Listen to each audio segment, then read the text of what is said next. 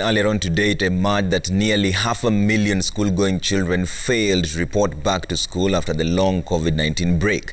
So a study commissioned by the Office of the President reveals that a staggering 125,000 boys and 250,000 girls did not return to school owing to reasons ranging from forced early marriages to lack of school fees. Chemutai Goin reports on the study that has now exposed some of the hidden costs of the COVID-19 pandemic. 5 meters. The advent of COVID-19 in the country exposed the soft underbelly in the education sector.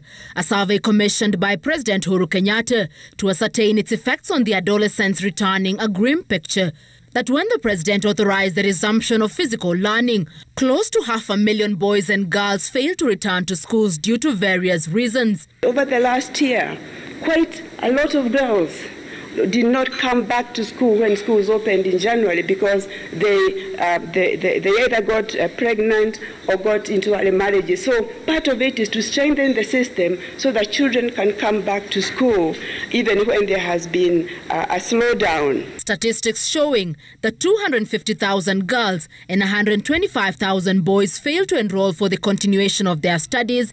Out of these, 160,000 girls had either been impregnated or married off, most barely children, between the ages of 10 and 19.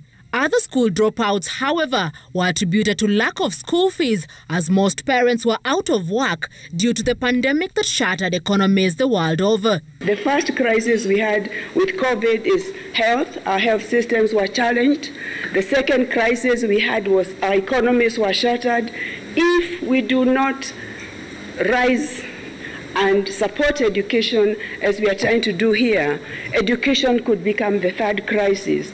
And if education becomes the third crisis, it would have longer term effects because it's not as easy to recover from time lost from learning. During the launch of the fourth replenishment campaign for the Global Partnership for Education Summit, targeting to raise $5 million towards helping 175 million needy children get access to education, Education Cabinet Secretary Professor George Magoha admitted that COVID-19 had exposed the inequalities in access to education, as a paltry 30% of learners had access to computers for digital learning. We believe that this campaign will help us to come up with resources to address the widespread disruptions to learning that have been caused by the COVID-19 pandemic.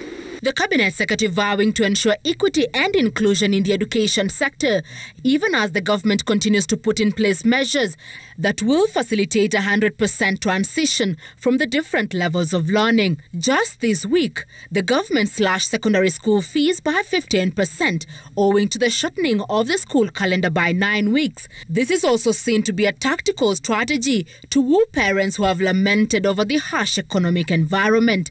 Chemutai Goin, Citizen TV, Nairobi.